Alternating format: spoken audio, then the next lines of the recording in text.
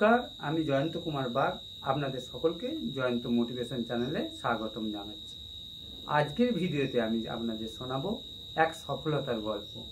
এই সফলতার গল্পটি দশরথ মাঝিকে নিয়ে, যাকে আমরা সবাই মাউন্টেন ম্যান বলে জানি। তার হার না মানার গল্প। তিনি বিহারের গয়া জেলার গেহলোর গ্রামে জন্মগ্রহণ করেছিলেন। ছোটবেলা থেকে দারিদ্র এবং বিভিন্ন প্রকার চ্যালেঞ্জ তার নিত্য সঙ্গী ছিল। তিনি কোনো কিছুতেই হার মানেননি।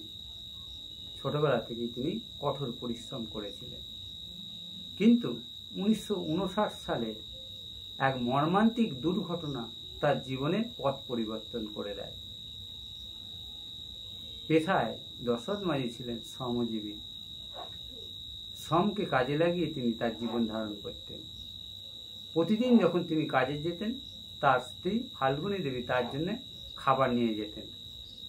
সেদিনও দশরথ মাঝি তার খাবারের অপেক্ষা করছিল, কিন্তু ফাল্গুনী দেবীর আসতে দেরি হচ্ছিল। তখন গ্রামের একটি ছেলে খবর দেয় যে ফাল্গুনী দেবী রক্তাক্ত অবস্থায় পাহাড়ের নিচে পড়ে আছেন। সঙ্গে সঙ্গে তিনি তার স্ত্রীকে নিয়ে বাড়ি যান এবং সেখান থেকে 55 কিলোমিটার দূরে হসপিটালের উদ্দেশ্যে রওনা হন। কিন্তু তার বাড়ির পাশে ছিল এক বিশাল পর্বত। সেটাকে অতিক্রম করার জন্য তাকে প্রায় 8 কিলোমিটার পথ এক্সট্রা অতিক্রম করতে হতো। কিন্তু তার স্ত্রীর হাতে অতটা সময় ছিল না। পথের মধ্যেই বিনা চিকিৎসা দুঃখজনকভাবে মারা যান। এরপর তার সমস্ত রাগ গিয়ে পড়ে ওই পর্বতটির ওপর।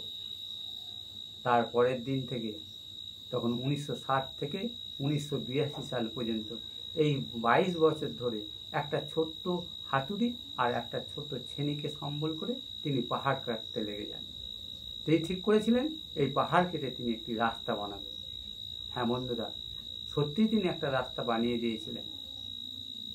প্রখর রৌদ্রতাপ, প্রবল বর্ষা, প্রচণ্ড শৈত্যপ্রবাহ সব কিছুকে তিনি উপেক্ষা করে এই কাজে লেগে পড়েছিলেন। প্রতিদিন তিনি সকাল থেকে সন্ধ্যে অবধি ওই একই কাজ করে যেতেন।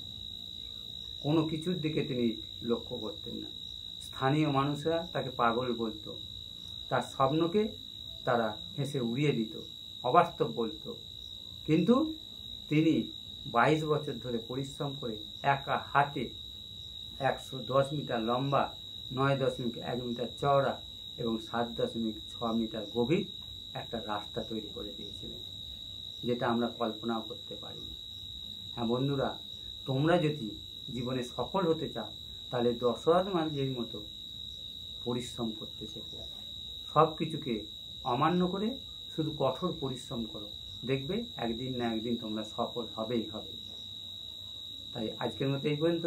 আবার দেখা হয় পরবর্তী ভিডিওতে। ধন্যবাদ।